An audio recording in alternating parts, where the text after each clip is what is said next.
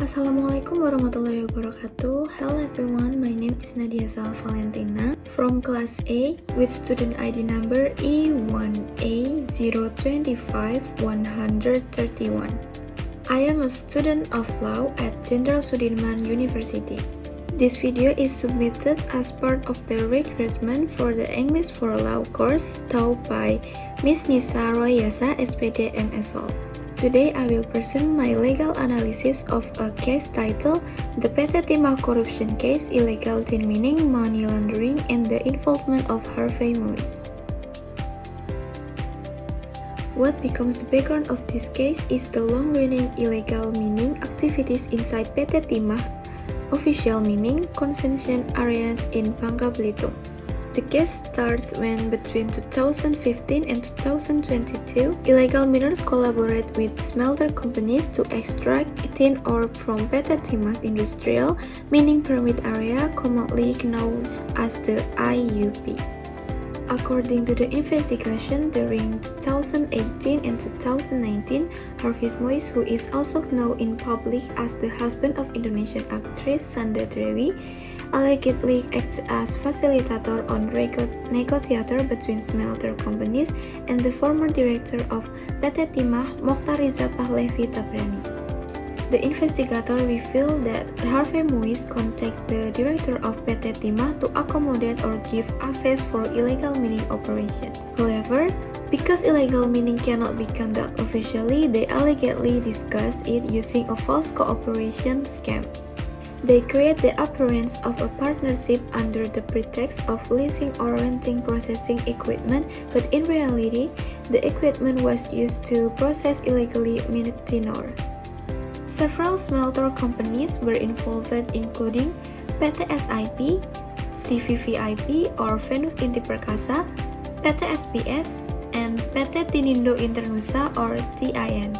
After the tin was processed and sold, a portion of the profit was allegedly paid back to a company linked to Harvey Moise, called PT Quantum Skyline Exchange or QSE, managed by a close associate Helena Lim.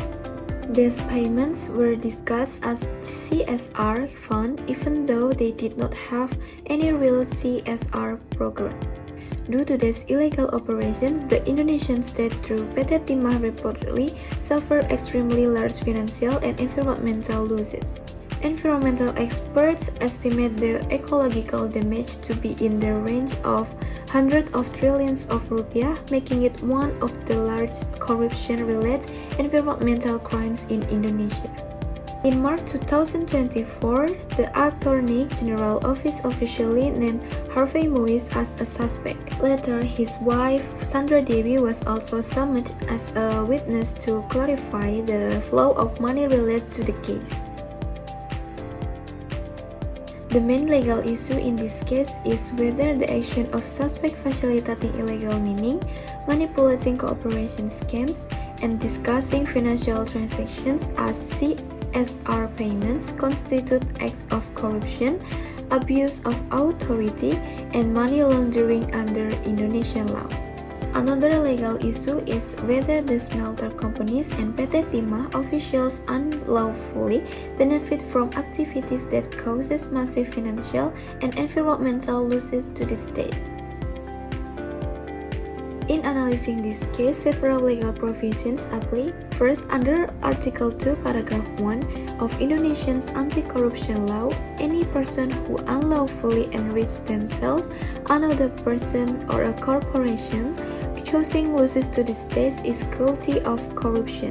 Second, Article 3 covers abuse of authority, opportunity, or facilities linked to one's position for personal gain. Third, because the scam allegedly involved discussing illegal profits as CSR fund, the case also falls under the money laundering law or TPPU. This law prohibits discussing, transferring, or concealing the origins of assets obtained from criminal activity. Fourth, the Criminal Codes Article 55 applies because multiple actors cooperate, indication a joint criminal enterprise. Therefore, the statutory framework makes it clear that facilitating illegal extraction of natural resources, manipulating profit flows, and discussing illegal income are all serious criminal acts in Indonesia. In my opinion, the investigator handled the case appropriately and in accordance with legal procedure. The courts and investigator reasoning appear strong for several reasons. First, they identify a clear financial trail. The use of CSR payments and rental agreements as cover for illegal mining profits is a common pattern in corruption and money laundering cases. The investigator traced the money back to the PT Quantum Skyline Exchange, which is closely connected to the suspect.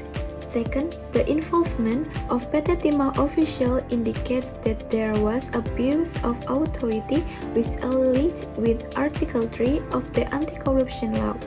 Without cooperation from internal official, illegal mining inside an official concession area would not have been possible.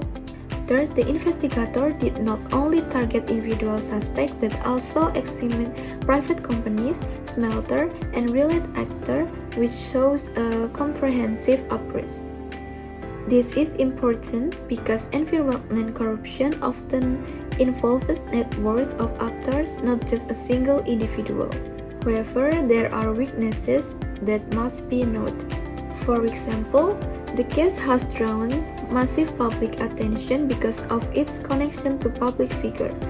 The investigation must remain objective and avoid public pressure or trial by media. All parties, including witnesses such as Sandra Dewi, must be treated fairly based on evidence, not assumption. Legally, I agree with the decision to name Harvey Muiz as a suspect and to investigate the financial flow involving the smelter companies. Based on the legal provisions and the available fact, the action described clearly fall under corruption, environmental crime, and money laundering. This case has significant ethical and social implications. Illegal mining not only causes massive financial losses but also suffered environmental destruction, including deforestation, soil damage, and pollution, which can affect communities for decades. The case also raised ethical concerns about the misuse of CSR programs, which should be intended for public welfare, not to hide illegal profits. Socially, the case reminds the public that corruption in natural resource management is extremely harmful.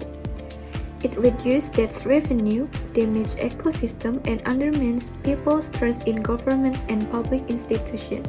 If handled properly, this case can set an important precedent for the strengthening environmental protection and combating large-scale corruption in Indonesia. To conclude, the PT Timah corruption case involves illegal mining activities, manipulation of smelter cooperation scams, and the concealment of illegal profit through CSR payments. Based on Indonesian anti-corruption and money laundering laws, the actions of the accused clearly constitute serious violations.